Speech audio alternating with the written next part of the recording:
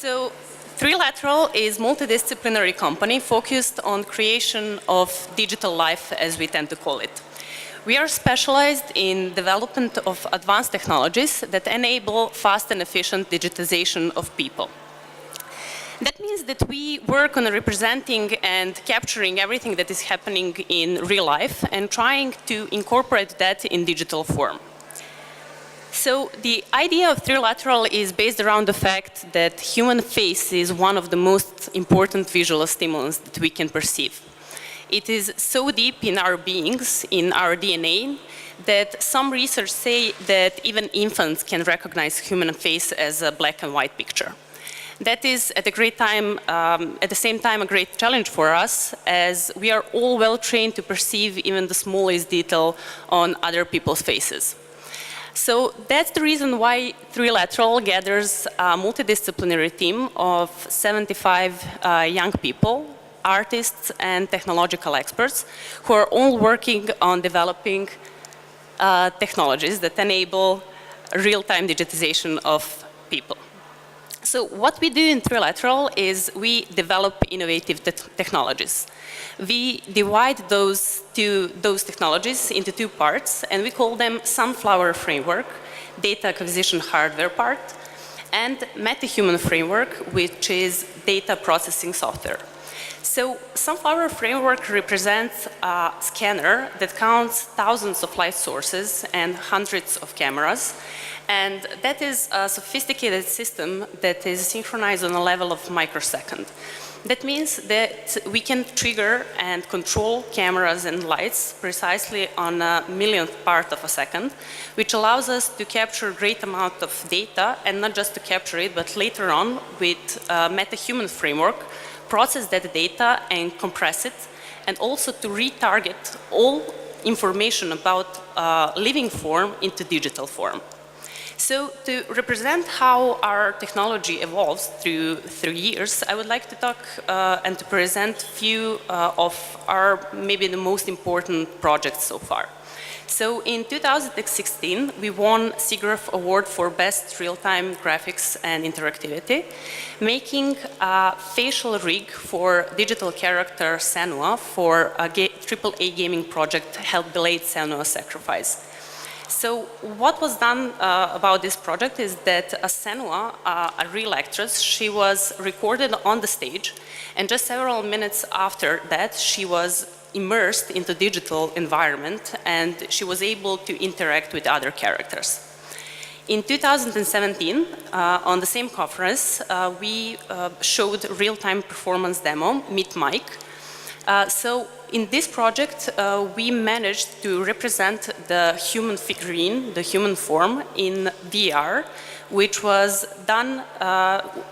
driven in real time. That means that Mike Seymour was speaking to audience while he was at the same time immersed in VR environment. In the beginning of 2018, this year, on the GDC conference, we represented real-time performance demo Cyrene.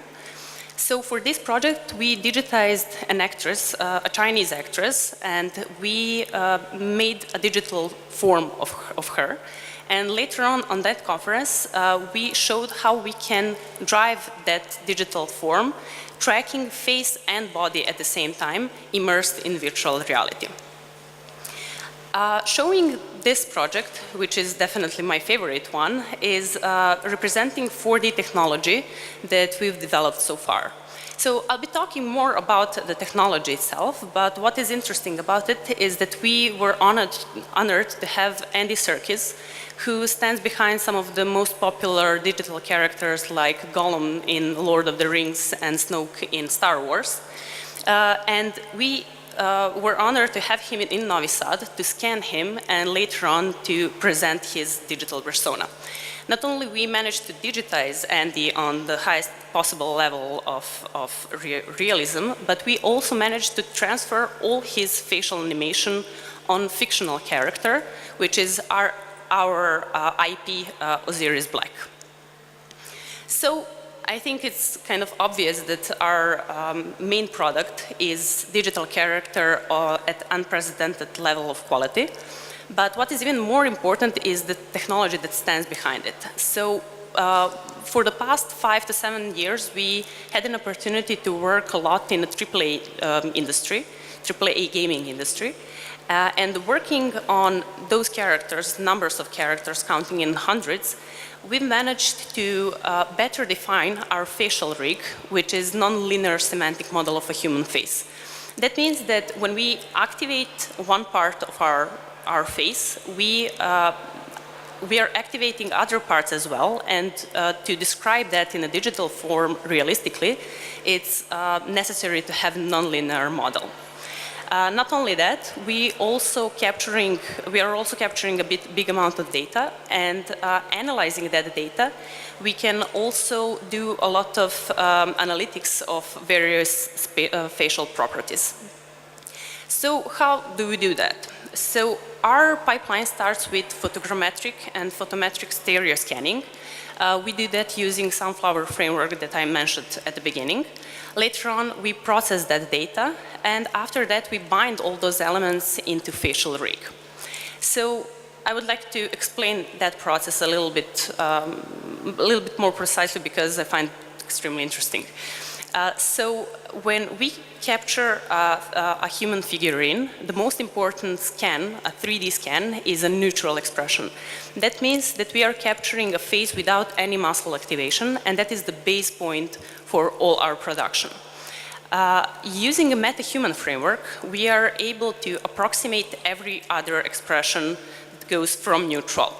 So it's obvious that this is not the best quality rig, but if we scan more expressions, brows raising, brows lowering, jaw opening, we can better describe every single expression, incorporate that into a final rig, and that way get a better defined geometry of a human face. What is also worth mentioning is teeth scanning. So for the best quality rigs, we are asking our models to do a dental cast, then we scan it by hand, and then we incorporate that model into a final rig. It's also interesting to mention that we work a lot on eye tracking, exploring how eyes are moving, and for me personally, it's extremely interesting that, for example, when we are looking on the side and we are trying fast to see something that is happening on the left or right, our eye, which is further from the goal, is always slower than the one that is closer. So all those microscopic definitions of human face are really important to be captured in the scanner and later on to be processed. It's also interesting to mention 2D maps that we are using. So when describing a face, we of course need to describe its color, but we also need to describe the reflection of our face, if it's wet or if the sun comes from different directions. It's also interesting that we can automatically derive a microgeometry of a skin, and using all that, we can describe our model on this level of precision. So here you can see how we approximate a depth of pores of skin, and how those 2D maps are applied on 3D geometry. One more interesting data that we capture using Sunflower is light references. So when we describe skin, we need to understand how it behaves on different light.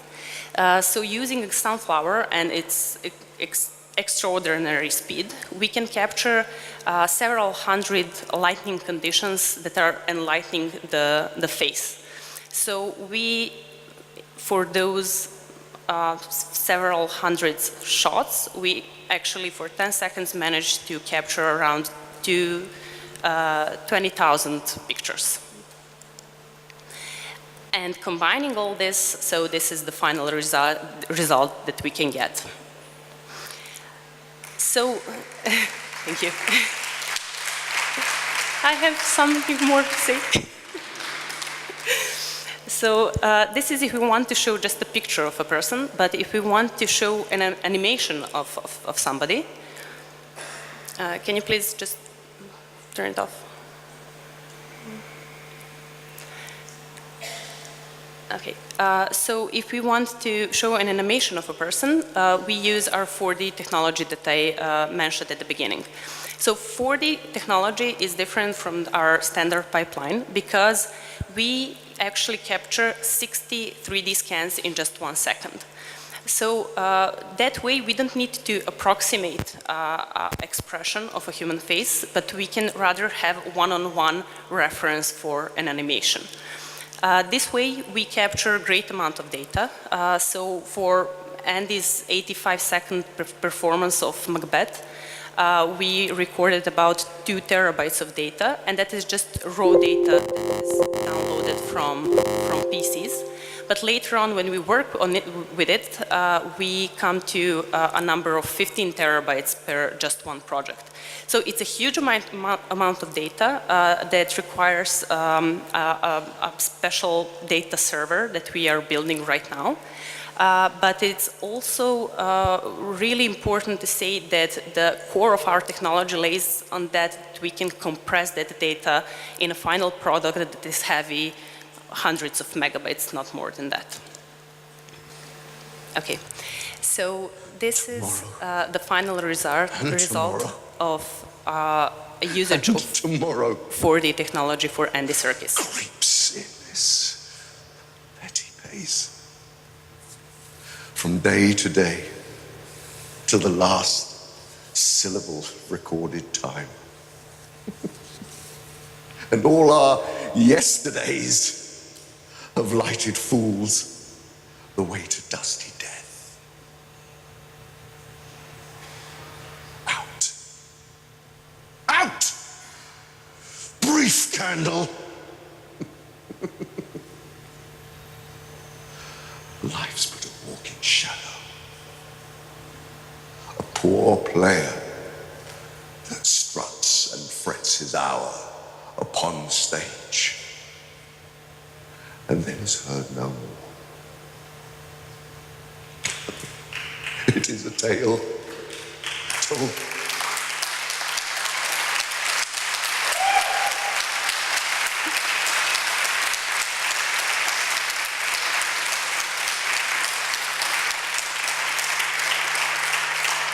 Thank you very much. So what stands behind this fantastic animation is character rigging, or rig logic, how we call it. So it's a core product of our company, and it represents binding all those shapes that we scan and representing it as an animation puppeteering system, where each control is connected to one part of a face, and by moving those controls, you can easily, intuitively animate that face. To go even further in explaining our technology, we should definitely mention Gene Splicero.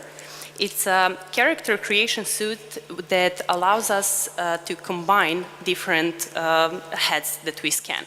So what you're looking at now is proof of concept implementation in Unreal Engine. And it uses our source database that we call Gene Pool. So we have a given combination of different elements of the face. Combining them, we can make populations, numbers of different people. So not only that we can make a new face, we can also load basically any animation on that face. And this tool can be used for generation, for making a huge numbers of digital people that can be used in gaming industry, in film industry, in VR, basically in any digital medium where peoples are required.